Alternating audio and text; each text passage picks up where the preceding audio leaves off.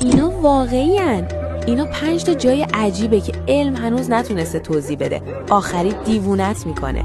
5 خطوط نازکا، پرو، شکل‌های غول پیکر حیوانات تو بیابون حک شده. فقط از آسمون معلومه. چطور؟ چرا؟ هیچ کس نمیدونه. 4 غار بینگلز، اسکاتلند، غاری کنار دریا با ستون‌های 6 ضلعی و اکوهای عجیب. انگار طبیعت ریمیکس خودشو زده. ولی قبلش اگه لایک و ساب کنی و قلب بذار شانس عجیبی میاری. 3 تپه صلیب، لیتوانی. بیش از 100,000 صلیب روی یه تپه.